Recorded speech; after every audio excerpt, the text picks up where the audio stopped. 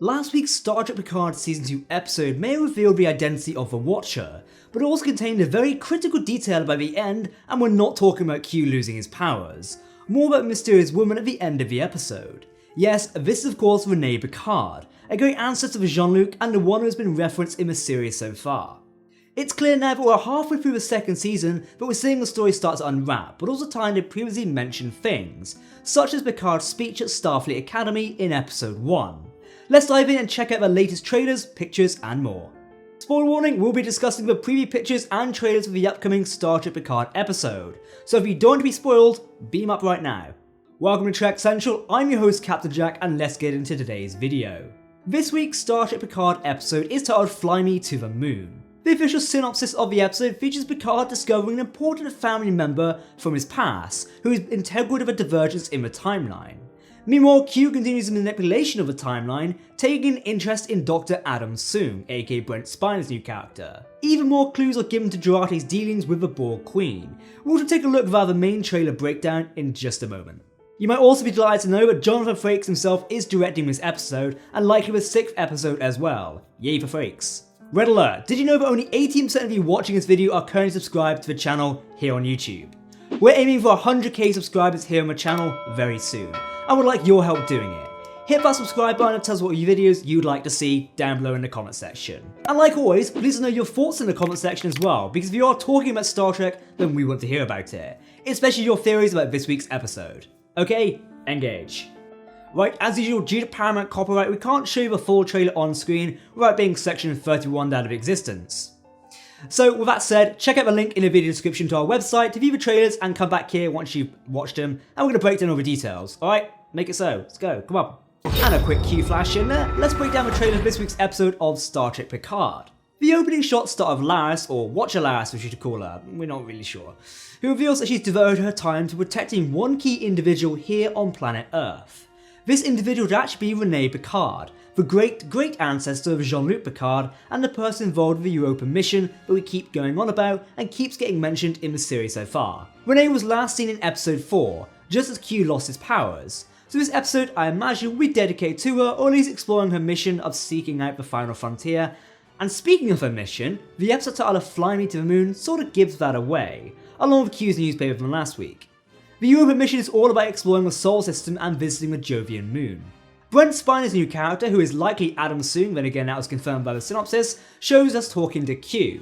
It appears this new Soong is also working on something, as in the promo pictures we'll cover later, and you can see via our website, Adam is in front of some sort of panel. Q gives Soong the key to something, perhaps this key will remove an obstacle. This could involve around artificial intelligence or artificial life, i.e. cybernetics. This might be where the time divergence kicks off, especially as we see Adam hug a character who looks like Soji later on. Definitely a character played by Issa Briones. Raffi and Seven are hot on the tails of Rios, as they said about breaking free from the ice transportation bus.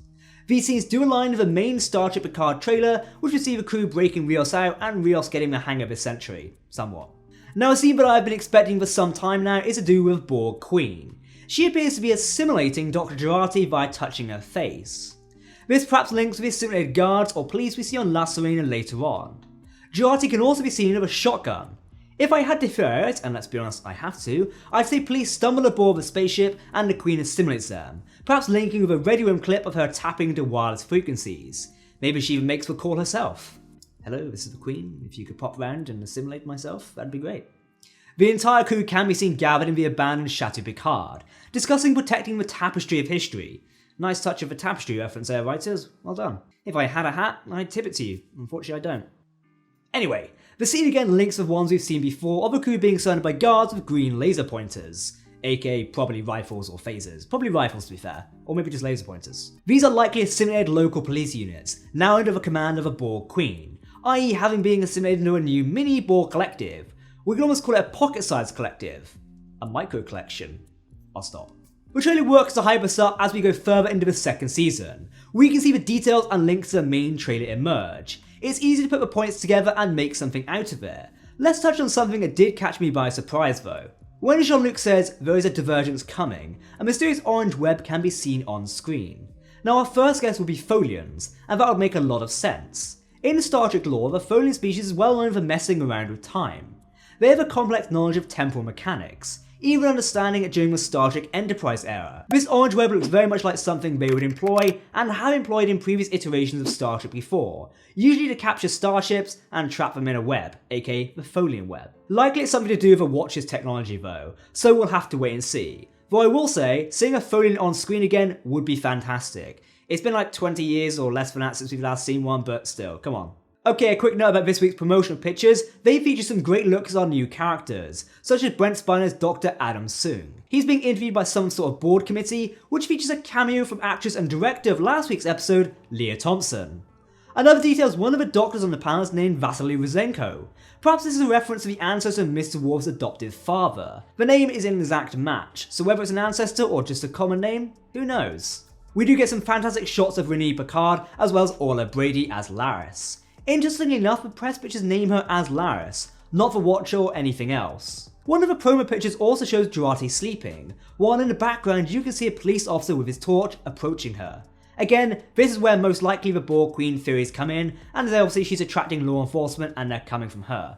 She's been planning this for some time now. Seriously, who the F trusts the Borg Queen? I mean, come on people. I'm now at 7 of 9 in episode 1. She should have shot the damn Borg ship down. Maybe I'll change my mind at episode 10, we'll see. Now speaking about the Ready Room trailer, there is not much to write home about. It features the Borg Queen attempting to tap into local radio frequencies and wireless transmissions. To do this, she needs to use the voice of La Serena's crew to override the computer, switching between them all. She finally locates Captain Rios' voice as the correct one. Some of the radio transmissions are interesting, as if you listen closely, one makes a reference to a UFO. Perhaps this is someone who had spotted the La Serena crashing. It's been about 24 hours since they crashed now anyway. It would connect nicely to the police turning up and the Borg Queen assimilating them, or while Jurati likely had her back turned. Would also explain the shotgun in the scene from the trailer as well. The Ready Room clip does cut off with the phone dialing.